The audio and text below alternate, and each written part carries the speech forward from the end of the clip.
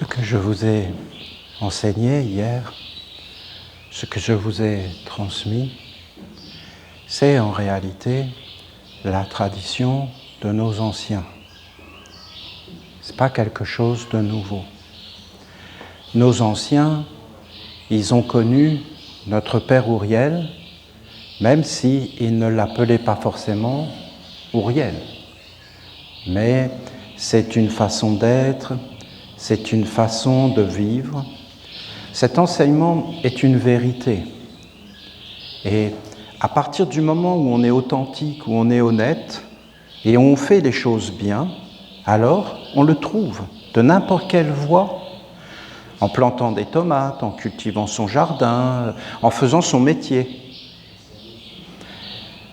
C'est pour ça que les humains ne peuvent pas le trouver, parce que les pervers, les corrompus, eux, ils ne veulent pas qu'on trouve ce chemin. Et donc, ils pourrissent la situation. Ils pourrissent les métiers, ils pourrissent le jardin, ils pourrissent l'activité, le travail, le sceau d'Ouriel. Et en fin de compte, ils amènent tout dans une dégradation. Qu'est-ce que dit Ouriel ? Il dit qu'en réalité, nous avons un corps. Et que ce corps, c'est un mystère qui vient de nos parents, d'une lignée. C'est ça qu'il dit.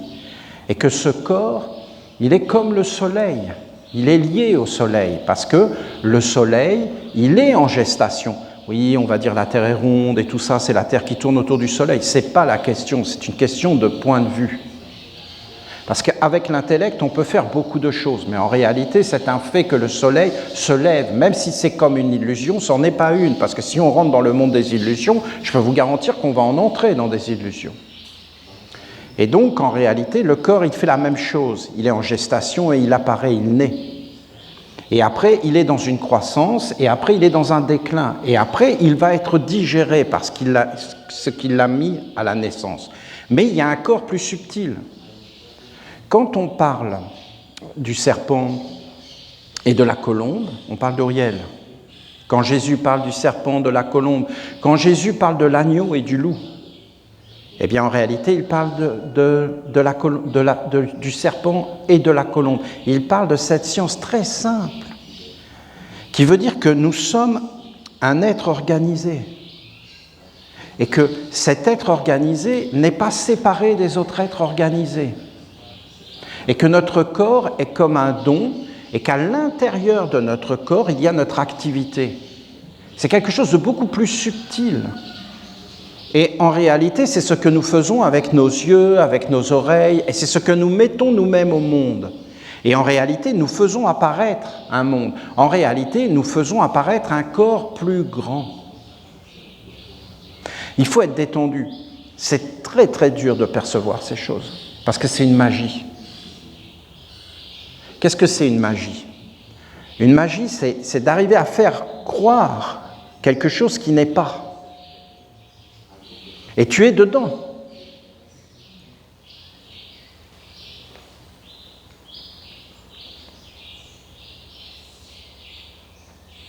La résurrection du Christ. Le Christ est ressuscité. Ah ok. Mais tu y crois ce que tu dis ? Mais tu le sais, tu l'as vu. Non, je te le dis. Et tout le monde y croit.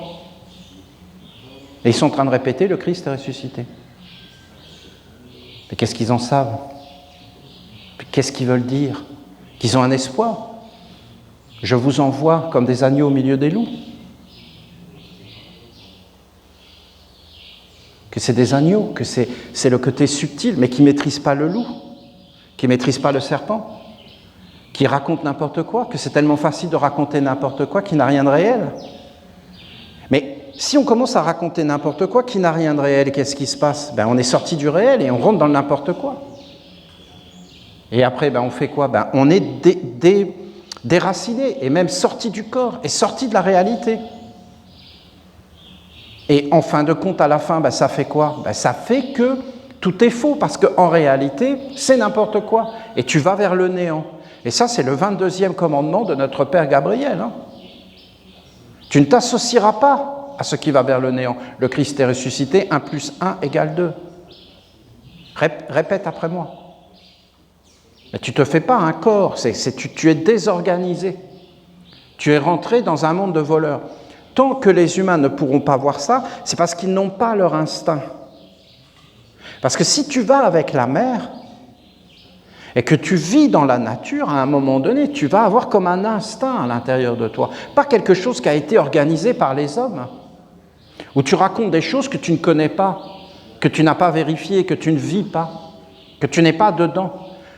On est complètement à côté de la vie parce qu'on croit qu'on a un corps. On pense qu'on a un corps qui n'est pas à nous, qui ne sera jamais à nous, parce que Dieu est juste. La vie est belle. Tout autour de nous est harmonie. Croire que le corps est à nous et que nous sommes le corps, mais non seulement c'est une illusion, mais en plus c'est dangereux, parce que ça ne nous appartient pas.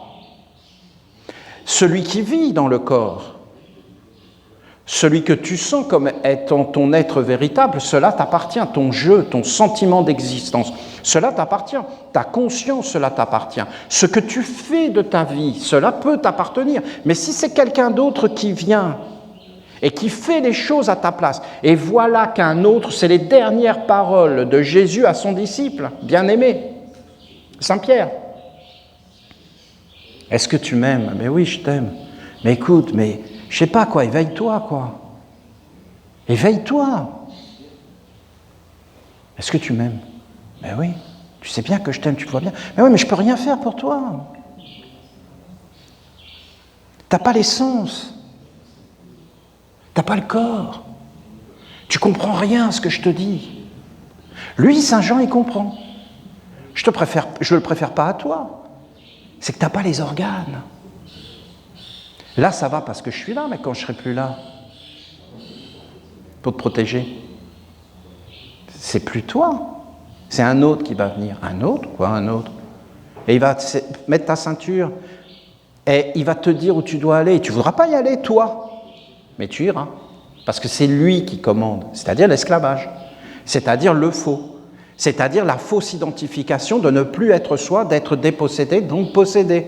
Donc, en fin de compte, de s'identifier au corps et de croire que nous sommes le corps. Et la personne qui habite dans le corps, c'est ce que j'ai essayé de vous expliquer avec les modes, les croyances. Mais c'est juste des modes et des croyances, c'est des passages. Mais les êtres, ils sont habités par ça. Ils y croient, ils sont dedans. Et ils font des actes qui vont dans ce sens-là. Mais derrière, il n'y a rien. Parce qu'en réalité, il y a un monde d'usurpateurs qui prennent les choses. Alors, bien sûr, il faut se détendre parce que quand tu vas dans la nature, ce monde n'est pas. Écoutez, je vous envoie comme des agneaux au milieu des loups. Est-ce que vous vous rendez compte? Il répète. Alors vas-y, prends un agneau et mets-le au milieu de loups. Et regarde ce que ça fait. Fais-le. Mais non, voyons. On ne va pas faire ça. Ah oui, et si les agneaux, c'est les enfants? Et que tu les emmènes au milieu des loups? Ah ben non alors. Ben on ne va pas faire ça. Ben regarde. Ben éveille-toi. Mais comment c'est possible qu'ils racontent des bêtises pareilles? Sans aucune intelligence, sans compréhension de ce qui a été dit. Envoyer un agneau au milieu d'un loup, ça veut dire le loup, c'est le corps, et l'agneau, c'est ce qui habite le corps.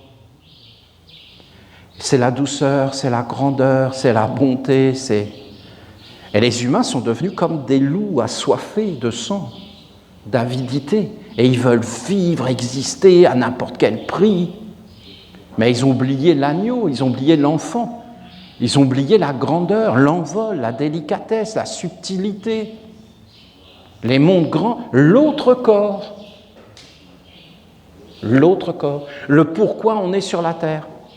Et si tu ne te fais pas de corps, eh bien tu n'as rien, c'est un avortement.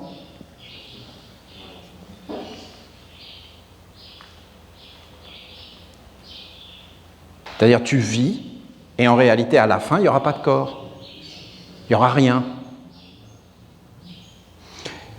Comment expliquer la vision d'Auriel? Parce que c'est plus une vision qu'on connaît. Vous voyez, le jardinier, il est dans son jardin, il est en train de bêcher la terre et en même temps, il est dans la prière.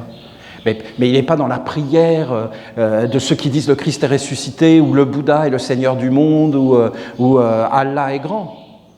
Non, lui, il est naturellement dans quelque chose de naturel et il est aussi dans une subtilité, dans un bonheur, dans une félicité, dans une tranquillité. Et puis, en fin de compte, il est dans une harmonie. Et puis, il va parler avec les légumes, il va parler avec la terre, pas forcément comme on parle comme ça. Non, il va parler avec son cœur, avec ses sentiments, avec les forces qui sont à travers lui. Il va être dans une communion. Et en fin de compte, dans quoi qu'il va faire, il va être comme ça. Si c'est un professeur, alors il va parler. Si c'est un prêtre, il ne va jamais dire « je vous envoie comme des agneaux au milieu des loups ». Ça, c'est un criminel qui fait ça, vous comprenez? C'est un criminel. Mais alors Jésus est un criminel? Non, Jésus, il a dit quelque chose de bien précis. Et si tu veux le connaître, il faut que tu sois dans le respect et que tu le fasses vivre à travers les siècles. C'est-à-dire que ce n'est pas la peine de vénérer un mort, il faut que tu sois Jésus. Il faut que ça soit une génération de Jésus. Il faut que tu aies l'intelligence de Jésus parce que Jésus et moi, nous sommes un. Parce que Jésus, c'est notre Père. Je suis un avec mon Père et avec ma mère, et avec Enoch, et avec Moïse, et avec Bouddha. Parce que Bouddha, c'est notre ancêtre, c'est notre grand-père, c'est le roi, c'est nos dirigeants. Sinon, les êtres, ils sont un. Vous voyez ce que fait la police aujourd'hui? Mais oui, mais c'est le bras armé de l'État qui est, en fin de compte, le représentant du peuple. C'est un seul corps, c'est un corps. Mais où va ce corps? Un corps, quand tu t'approches par exemple d'un maître spirituel réellement, d'un prêtre, d'un pasteur, en réalité, tu vas entrer dans son corps. Et lui, il fait un corps. Bouddha, il a fait un corps. Et il faut comprendre. Ah, et César, il a fait un corps. C'était le Sénat, c'était très puissant, César. Mais fallait marcher au pas, c'était les armées, c'était une discipline, c'est un truc de fou, hein. C'est une puissance phénoménale. Parce qu'ils ont pris les enseignements, il était Dieu sur la terre. Et en réalité, ils se font des corps. Et après, les êtres sont incorporés dedans. Mais ce n'est pas des corps de lumière. Ce n'est pas des corps de sagesse. Ce n'est pas des corps de bonheur.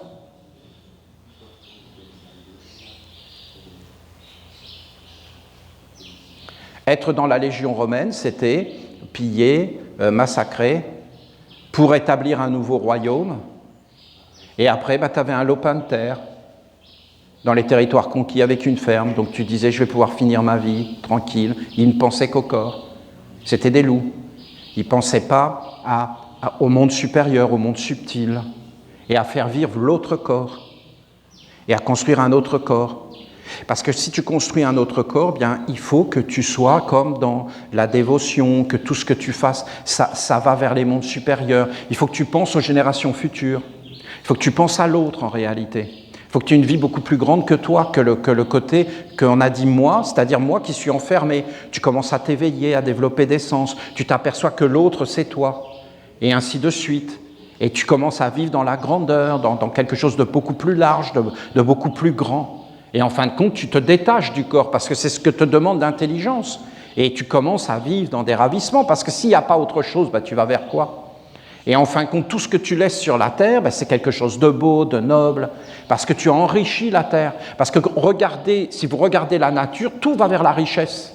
Il n'y a vraiment que les hommes qui ont mis la pauvreté et l'esclavage. En réalité, tout va vers une expansion, vers une créativité et vers une libération des mondes. C'est Auriel. Auriel, pour moi, c'est le plus grand de tous. C'est le plus grand de tous. C'est parce qu'il est très proche de nous. C'est ce que je vous expliquais. Vous avez les éléments, vous avez après les règnes, puis après vous avez le monde des hommes. Et le monde des hommes, je vous ai expliqué, c'est la religion. Maintenant, c'est mort. Non, mais vous vous rendez compte, le Christ est ressuscité? Et l'autre, là, avec sa vacuité, qui ne sait même pas ce que ça veut dire, et avec son histoire d'impermanence, non, mais ils sont lourds. Ils ne connaissent même pas les enseignements de Bouddha. Vous avez mon être intérieur. Moi, il s'approche de moi. T'approches pas. Mes professeurs s'approchaient de moi. Les hommes politiques s'approchaient de moi. Les curés s'approchaient de moi. Mais pourquoi? Mais c'est un instinct. Je sais qu'ils sont mauvais. Ils sont mauvais. C'est des serpents, ils vont te piquer, c'est des scorpions, c'est des frelons. Ils viennent pour voler, pour raconter n'importe quoi, pour salir, pour te dire comment tu dois vivre et te conduire vers le néant. Tu dois savoir dire oui et non et être dans ta dignité. Ils nous ont enseigné ça. À peser, à regarder et à te faire un corps de beauté, de grandeur. Je peux vous garantir que s'ils avaient pris les enseignements de Jésus, du Bouddha, de Mahomet, Mahomet c'est particulier parce que Mahomet, en fin de compte, c'était pas les siens. C'était les enseignements de Gabriel. Il était très clair, cet homme, très très clair et très honnête. Et il a amené justement un côté libéral et pas du tout dogmatique. C'est très beau, hein. Il a fait des choses belles et dans une grande honnêteté. Il a donné une grande lumière. Les chrétiens, ils ont tout de suite été dans le dogmatisme parce qu'ils avaient peur et que leur maître ne leur avait pas donné assez d'enseignements. Donc il fallait qu'ils fassent avec ce qu'ils avaient. C'était pas simple, toutes ces histoires-là. Je vous dis qu'il y a la religion. Ensuite, il y a le côté de tes sens que tu dois éveiller. Donc il faut qu'il y ait une religion, mais ça ne doit pas être une religion dogmatique, une religion. Ça doit être une religion vivante jusque dans tes pieds. Ça doit être quelque chose de simple, de naturel, quelque chose qui est vraiment dans l'amour, dans la bonté, mais quelque chose qui est dans le non. Non. Non à des parasites, non à des choses qui viennent pour détruire, pour salir. Et il y a comme une protection, c'est être comme une maman. On a beaucoup de choses à apprendre de la maman, parce que la maman, elle protège tout, en fin de compte. Elle est tout le temps dans l'éveil. Et des animaux aussi, je vous ai fait le chat, mais en réalité, on a beaucoup à apprendre des animaux, beaucoup de choses à apprendre, et à être avec eux, et retrouver, en fin de compte, ces choses, et ne pas les enfermer.